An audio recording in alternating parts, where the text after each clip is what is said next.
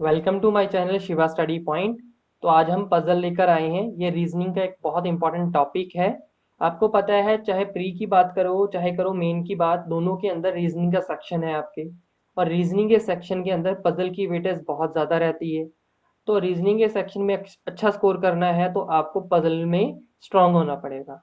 तो पजल में स्ट्रांग होने के लिए आपको इसकी प्रैक्टिस करनी पड़ेगी। आसान पजल की भी और टफ की भी, दोनों की प्रैक्टिस करनी पड़ेगी। क्योंकि प्री का लेवल थोड़ा कम होता है और मेंस में लेवल थोड़ा हाई हो जाता है। इसीलिए आपको दोनों पजल की अच्छी खासी प्रैक्टिस होनी चाहिए। और बिल्कुल भी इस चीज़ को लाइटली मत ले लेना, वहाँ पे एग्जाम में बहुत बच्चों को दिक्कत आ जाती है जो इसको लाइटली ले जाते हैं पहले। तो अच्छे से प्रैक्टिस करनी है, इसी के लिए मैं पजल की ये सीरीज़ लेकर आया हूँ। आज की जो पजल है ये बहुत आसान है, स्टार्ट करने के लिए अच्छी पजल है। ठीक है, तो यहाँ से हम शुरू करेंगे, धीरे धीरे हम टफ की तरफ बढ़ते जाएंगे। तो आज की पजल देखते हैं। आज की पजल हमारी क्या है? 8% PQRSTUVW are sitting around a circular table. तो सर्कुलर सिटिंग की ये पजल है, 8% बैठे हैं, but not necessary in the same order. Some of them are facing centre, some of them are facing opposite to centre. तो कुछ centre की तरफ फेस कर रहे हैं, कुछ ऑपोजिट कर रहे हैं सेंटर से। तो आगे कुछ इंस्ट्रक्शंस हैं कैसे कैसे बनना है, कंडीशंस दी हो रखी हैं। पजल को पढ़ो और बनाओ। तो यहाँ पे वीडियो को पॉज करो, बनाने की कोशिश करो। अगर तो आपकी पजल बन जाती है बहुत अच्छी बात है, जो कि बननी चाहिए भी क्योंकि आसान पजल है। उसके बाद वीडियो को रिज्यूम करके आगे इसका सॉल्यूशन और इसके जो क्वेश्चन है वो होंगे, वो देख लेना। यहाँ से अगर आपका क्वेश्चन नहीं बनता है, आपसे पजल नहीं बन पाती है, फिर वीडियो को रिज्यूम कीजिए, आगे देखिए कि कैसे मैंने पजल को सॉल्व किया। तो सबसे पहले आप इसको पॉज करके यहाँ पे पजल बनाइए। मैं अभी आपको क्वेश्चन दिखाने लगा हूँ पजल के। ये रहे हैं क्वेश्चन। पहला क्वेश्चन है, who sits second to the left of the one who sits third to the right of P. अब इससे पहले पजल बना लीजिए, फिर क्वेश्चन पे आइएगा, क्वेश्चन को फिर सॉल्व करने की कोशिश कीजिए और आंसर मार्क कर लीजिएगा कौन कौन से हो सकते हैं। सेकंड क्वेश्चन है, who is the immediate neighbour of you. एक और रिक्वेस्ट है आपसे कि वीडियो को लाइक करके शेयर कर दीजिए, चैनल को सब्सक्राइब करके बेल आइकन को प्रेस कर देना। तीसरा क्वेश्चन है, who sits third to the left of W. चौथा है, which of the following is odd. Odd कौन सा, अलग कौन सा इनमें से। Who among the following person facing Q. Q को कौन फेस करता है। ठीक है, तो ये 5 क्वेश्चन है। इस पजल के बेस पे आपको पांचों के आंसर देने हैं। इनकी पजल बन जाएगी उनको। इनकी नहीं बनेगी, अब मैं पजल सॉल्व करने जा रहा हूँ, उसको इनको ध्यान से देखना है और देखना है क्यों, कहाँ पे उन्होंने गलती की जिस कारण से उनकी पजल नहीं बनी। ठीक है, तो पहले तो 8% है तो 8 की हमने सर्कुलर अरेंजमेंट तैयार कर ली। दो इसलिए बनाई है क्योंकि पहली लाइन से पता लग जाता है कि दो पॉसिबिलिटीज चलेंगी इसकी। देखिए पहली लाइन, देखिए क्या लिखा है, P sits third to the left of S. कि पी है जो थर्ड लेफ्ट पे है एस के। अब उसने कहा था कुछ सेंटर फेस कर रहे हैं कुछ नहीं कर रहे हैं। अब एस का तो मेरे को पता नहीं कि वो सेंटर फेस कर रहा है या नहीं कर रहा है। पहले मैं एस बनाऊंगा तभी बी बना पाऊंगा। तो मैंने एस अज्यूम कर लिए, एक सेंटर फेस करने पे, एक अवे फ्रॉम द सेंटर, एक टुवर्ड्स फ्रॉम द सेंटर। तो नीचे वाली में देखिए आप, टुवर्ड्स द सेंटर है, ठीक है, इनवर्ड है, और दूसरा आउटवर्ड है ऊपर वाली में। उसने कहा है P thirds to the left of S. तो थर्ड लेफ्ट बनाते हैं पी का। तो देखिए थर्ड लेफ्ट बन गया ये पी का, इधर से हो गया ये थर्ड लेफ्ट और उधर से ये वाला थर्ड लेफ्ट हो गया। ठीक है, क्योंकि एक इनवर्ड है एक आउटवर्ड है तो इस कारण से पी की पोजीशन चेंज हो रही है, थर्ड लेफ्ट बना। आगे है, only two people, only two person are sitting between P and Q. तो ये रहा पी। अब पी और क्यू के बीच में 2% बैठने चाहिए। अब यहाँ से 2% तो एस आ गया, तो एस तो यहाँ पे तो नहीं बैठ सकता, मतलब इस तरफ से बैठेगा। तो यहाँ से क्यू आ जाएगा इधर। और इसी तरह से इधर भी पी से और एस के बीच में 2% आ गए तो एस नहीं आ सकता, यहाँ पे क्यू नहीं आ सकता, तो इधर से आएगा। इधर से 2% बैठे, ये क्या हुआ। आगे बढ़ते हैं, अगला है, Q sits third second to the left of U. Q sits second to the left of U. अब क्यू से सेकंड, ये इधर हो सकता था, यहाँ तो एस है तो इधर होगा, यू यहाँ आएगा। सिमिलरली क्यू से इधर नहीं हो सकता, यहाँ आएगा। ठीक है, तो सेकंड लेफ्ट, अब सेकंड लेफ्ट बनाना है क्यू को यू का, second to the left of U, U के सेकंड लेफ्ट पे क्यू हो, तो यहाँ पे इनवर्ड बना देंगे, यहाँ पे आउटवर्ड बना देंगे, तो सेकंड लेफ्ट पे क्यू बन जाएगा। अब कह रहा है R sits third to the left of V, R third left पे है वी के। अब ना वी पता है ना आर पता। अगली लाइन में वो बोल रहा है V is not the immediate neighbour of U, कि वी यू का इमीडिएट नेबर नहीं है, मतलब कि यहाँ पे भी नहीं आ सकता और यहाँ पे भी नहीं आ सकता। ठीक है, तो ये दोनों पजल के अंदर यहाँ पे वी नहीं आ सकता, यहाँ पे वी नहीं आ सकता। एक बात क्लियर हो गई।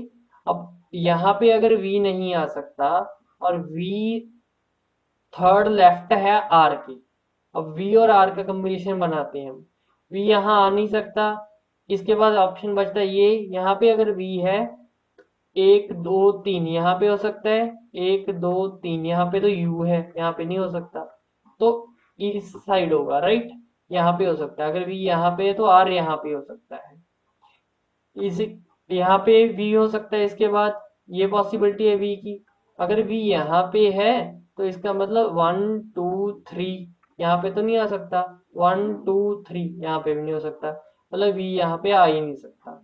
इसके बाद ऑप्शन बचता है ये वी का, अगर वी यहाँ पे है 1 2 3, ये ऑप्शन बचता है आर का, 1 2 3 ये बचता है ऑप्शन आर का। अब देखिए अगर मैंने V या R यहाँ पे एज्यूम की और V ओ R यहाँ पे एज्यूम की, मतलब ये वाला कॉम्बिनेशन बनाया, तो इससे क्या होगा, मेरी जो अगली लाइन लिख रहा है वो W sit second to the left of T, W second left, क्योंकि बचे ये और ये खाली, तो सेकंड लेफ्ट पे W और T कभी नहीं आ सकते, तो इसलिए मेरे को कौन सा बनाना पड़ेगा, V यहाँ पे और R यहाँ पे, इससे मेरे W और T का सेकंड लेफ्ट का कॉम्बिनेशन ये बन जाएगा यहाँ पे। ठीक है, और सिमिलर यहाँ पे देखिए आप, यहाँ पे भी सिमिलर सिचुएशन है, तो इसी तरह से आप V और R का कॉम्बिनेशन इधर और इधर दोनों जगह बना पाओगे। तो यहाँ पे V यहाँ पे हो जाएगा और R यहाँ पे आ जाएगा, यहाँ पे V यहाँ था R यहाँ पे था। ठीक है, तो ये R बन गया V के, उसने कहा ना R sits second, R sits third to the left of V, तो V का थर्ड लेफ्ट बना दिया मैंने R यहाँ पे, और V का थर्ड लेफ्ट बना दिया R यहाँ, राइट। तो इससे V की डायरेक्शन पता लग गई।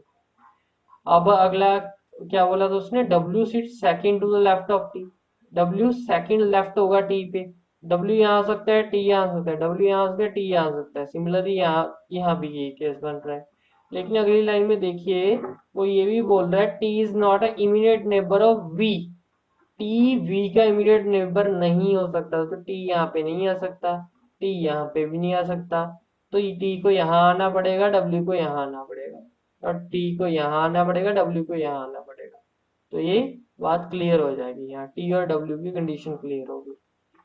R faces the opposite direction of T, R opposite direction face करेगा T से। अब पहले तो ये बताओ कि यहाँ पे T की डायरेक्शन कैसे पता लगेगी, उसने बोला था ना W sit second to the left of T, T के सेकंड लेफ्ट पे होना चाहिए, तो यहाँ से T की डायरेक्शन पता लग जाएगी कि क्या होगी, तो T से ऑपोजिट डायरेक्शन होगी R की, तो R की डायरेक्शन भी पता लग जाएगी, राइट, R की डायरेक्शन भी पता लग जाएगी, और W face the same direction as U और W की डायरेक्शन सेम है, तो W की डायरेक्शन भी क्लियर हो गई, राइट, इतनी बात क्लियर होगी।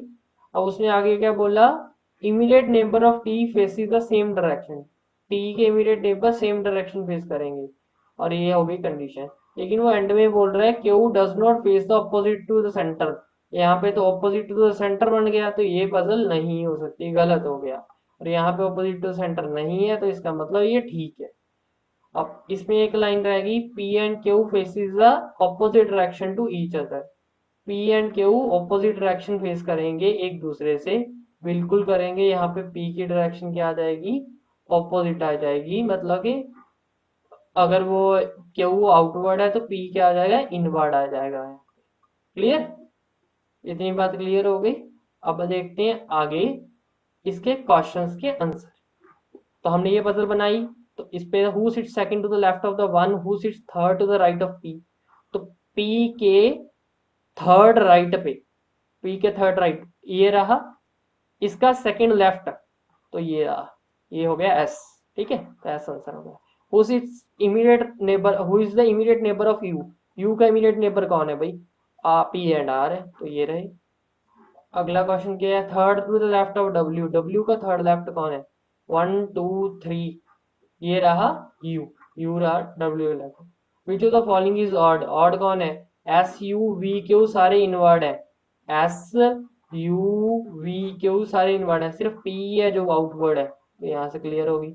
Who among the following person facing Q, Q को कौन फेस कर रहा है, वी फेस कर रहा है, बिल्कुल ठीक है। ये सारे क्वेश्चन हमारे यहाँ पे ये आंसर हो गए इसके। तो ये है पजल 1, जल्दी ही हम पजल 2 और इस सीरीज को कंटिन्यू करेंगे आगे आगे।